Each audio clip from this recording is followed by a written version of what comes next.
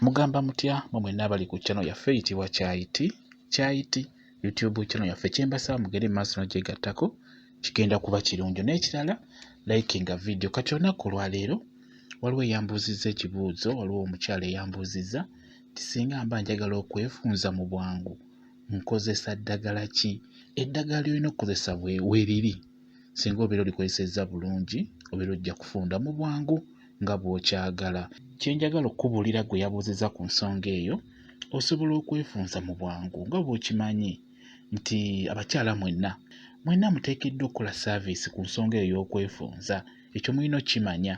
Kati eddagala ly'olina okukozesa lisobola okwanguya ng'oyagala kwanguwa, ng'oyagala okwanguwa okufunda mu bwangu, eddagala lino obeera olina oddigatta wamu.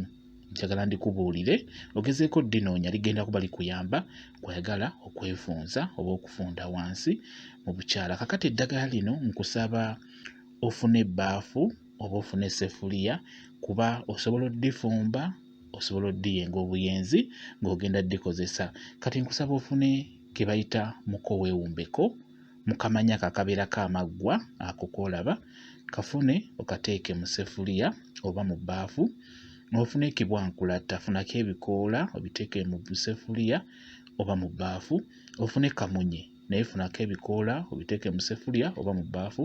Ofune kajjampuni ndowooza mubutegeera obwo obuddo obwo bw'olaba obwo, nawo bufune nga buwererako ddala nno obwo bukajjampuni bulungi nnyo. Osobola obuteeka mu ssefuliya oba n'obuteeka mu bbaafu. Ofune ke bayita akafansonyi. Akafansonyi ako nako kayitibwa muko weewumbeko, amannya gafaanagana naye bwawukana.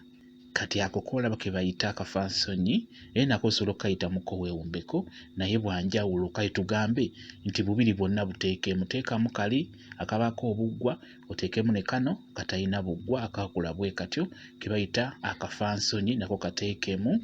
Ofune mukasa, ne mukasa oyo gw'olaba naye muteekemu mu ssefuliya oba mu bbaafu. Kati nkusaba ekikwanguyira ky'oba okola, osobola obbiyenga nga bibisi n'obiyengera ddala. Bw'omala obbiyenga bulungi n'olaba nti obiyenze bulungi, nkusaba obeere ng'obisengejja.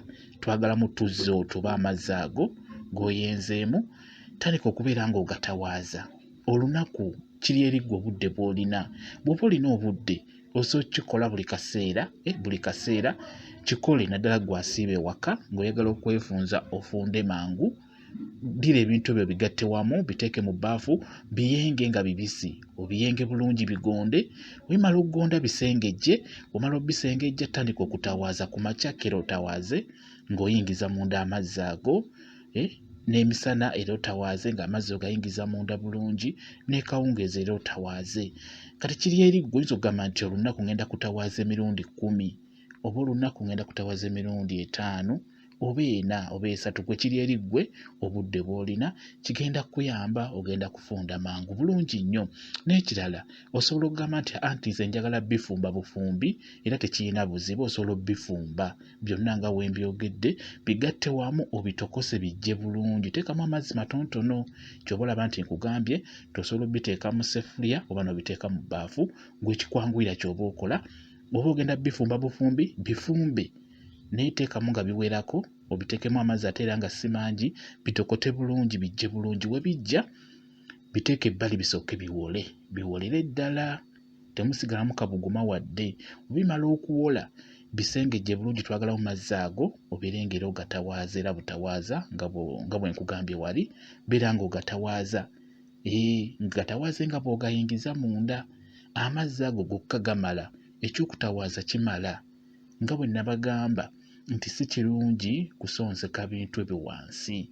Njagala muddibye ekintu ekyo abakyala, abaana abawala temuddamu kusonseka bintu wansi eyo. Si kirungi n'omulundi n'ogumu. Buli lw'osonseka ebikoolakola eyo wansi, ebiseera ebisinga bibaleetera amabwa g'otagenda kulabirawo. Bisobola okukuyuza, bisobola okukuleetera otubwa, amabwa ago amatinitini g'otagenda kulabirawo. Mu maaso eyo n'ofunamu obuzibu. Kati n'olwekyo kye nkusaba, temuddamu kusonseka bintu ebyo nga mubiteekayo dayirekiti. Si kirungi. Mujja kufuna obuzibu wansi eyo. ekyo nkiwabula nga bwe mumanyi nti akasusu akali wansi eyo katono nnyo kanafu nnyo. Oba oyagala okwefunza kola bw'otyo nga bwe nkugambye, ojja kufunda bulungi nnyo. Ekyo nkikubuulira, ennyama ejja kwesika bulungi ekomewo. Singa onaaba otawaaza butawaaza amazzi ago ggwe just olina kinyiikirira bunyiikirizi, kigenda kuyamba, ogenda kufunda mu bwangu. Ekyo nkikubuulira, eddagala eryo ly'amaanyi bulungi nnyo, lijja kukufunza. Gwe beera munyiikivu, kikole obeere ng'otawaaza, ogenda kufunda bulungi nnyo. Gwe yabuuzizza ekibuuzo ekyo, eddagala eryo ligenda kuyamba okufunda mu bwangu. Ekyo nkikubuulira. Bwe kityo bwe kiri, kambawe WhatsApp namba yange. Ensonga eno nsobola okwongera okunnyonnyola osobola ogitegeera obulungi engeri gy'okozesaamu eddagala eryo. Eddagala lino lyangu nnyo ddifuna, lyangu nnyo, si zzibu. WhatsApp namba yange eri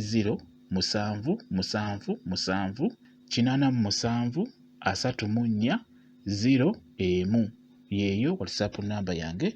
Nja kuba nnyongera okunnyonnyola gwe anaaba tategedde. Bwe kityo bwe kiri. Mwebale nnyo okubeera ku channel yaffe eyitibwa Kyayiti YouTube channel yaffe. Kyembasaba mugende mu maaso n'ogyegattako, kigenda kuba kirungi. N'ekirala likinga video, mubeere bulungi, mweraba.